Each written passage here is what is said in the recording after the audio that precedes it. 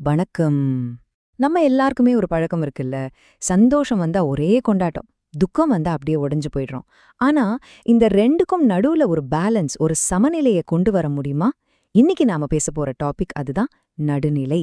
இது வெறும் அமைதி மட்டும் இல்ல, இது ஒரு கலை. வாங்க, இது ஒரு அழகான பிரார்த்தனையோட ஆரம்பிக்கலாம். ஒரு தராசு இருக்குன்னு நினைச்சுக்கோங்க. அதோட முள் எப்படி கரெக்டா நடுவுல நிக்குமோ, அதே மாதிரி நம்ம மனசும் இன்பத்தையும் துன்பத்தையும் சமமா பார்க்கணும். அந்த மாதிரி ஒரு அசைக்க முடியாத உறுதியோட நடுவுல நிக்கணும். இதுதான் இதோட மொத்த சாராம்சமே. இது வெறும் ஒரு வேண்டுதல் இல்ல, நம்ம அடைய வேண்டிய இலக்குக்கு ஒரு சூப்பரான உதாரணம். சரி, அப்போ இந்த நடுநிலைனா என்ன? இன்னும் கொஞ்சம் ஆழமா புரிஞ்சுக்கலாமா? நடுநிலைங்கிறது வேற ஒன்னும் இல்ல.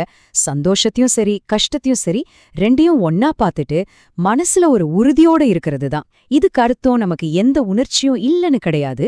ஆனா வாழ்க்கையில வர்ற ஏற்றத்தாழ்வுகள் நம்மள போட்டு ஆட்டி படைக்காம ஒரு நங்கூரம் போட்ட மாதிரி மனச உறுதியா வச்சுக்கிறது.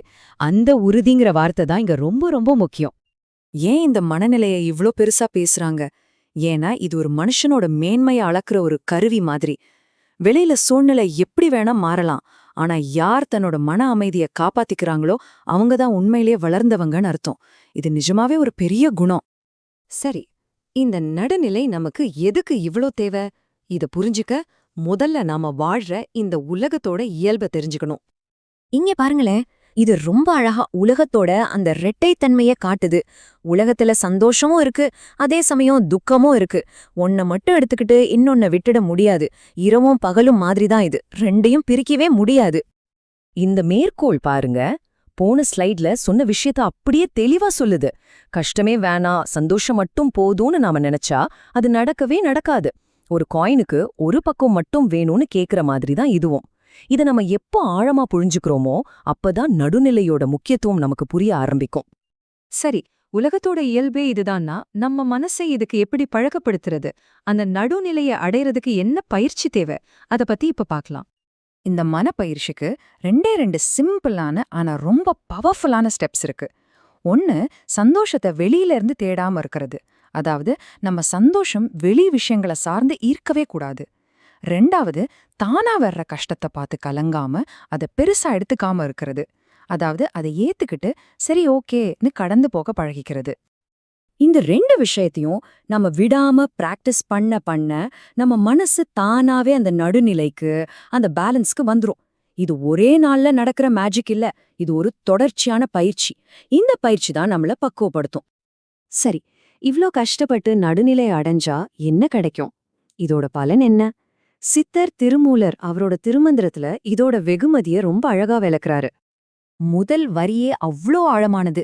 யார் ஒருத்தர் மனசு சென்றா நடுநிலையில வச்சிருக்காங்களோ அவங்களுக்கு மட்டும்தான் உண்மையான ஞானம் கிடைக்கும். மனசு அங்கங்க அலைபாஞ்சுகிட்டு இருந்தா தெளிவான அறிவு எப்படி வரும்? வராது இல்லையா? அடுத்து பாருங்க, நடுநிலையில இருக்கிறவங்களுக்கு நரகம் கிடையாதுன்னு சொல்றாரு. இங்க நரகம்னா எங்கேயோ இருக்கிற ஒரு இடம் இல்ல, நம்ம மனசு கொந்தளிச்சு போயிருக்கோமே அதுதான் நரகம். கோவம், பொறாம, தாங்க முடியாத துக்கம், இதனால வர்ற மன வேதனை தான் உண்மையான நரகம். நடுநிலையில இருக்கிறவங்க இந்த மன நரகத்திலிருந்து வெளியே வந்துடுறாங்க. இது இன்னொரு படி மேல போகுது. நடுநிலையில இருக்கிறவங்க வெறும் மனுஷங்க இல்ல, அவங்க நல்ல தேவர்களா ஆகிடுவாங்கன்னு திருமூலர் சொல்றாரு. அப்படின்னா என்ன? அவங்க ஒரு தெய்வீகமான நிலைய அடைஞ்சிருவாங்க. இத ஒரு மனுஷன் அடையக்கூடிய உச்சகட்ட வளர்ச்சின்னு கூட சொல்லலாம். கடைசிய திருமூலர் ஒரு ஸ்டாம்ப் போட்ட மாதிரி சொல்றாரு பாருங்க, நடுநிலையில நிக்கிறவங்களோட வழியில தான் நானும் நிக்கிறேன்னு. இது ஏதோ ஒரு உபதேசம் மட்டும் இல்ல, இது அவர் வாழ்ந்து காட்டின ஒரு உண்மை. இது நம்ம எல்லாருக்குமே ஒரு பெரிய இன்ஸ்பிரேஷன் இல்லையா? நாம இந்த விளக்கத்தோட இறுதிக்கு வந்துட்டோம். இப்போ உங்ககிட்ட ஒரு கேள்வி. நாம ஆரம்பத்துல பேசின அந்த தராசு ஞாபகம் இருக்கா?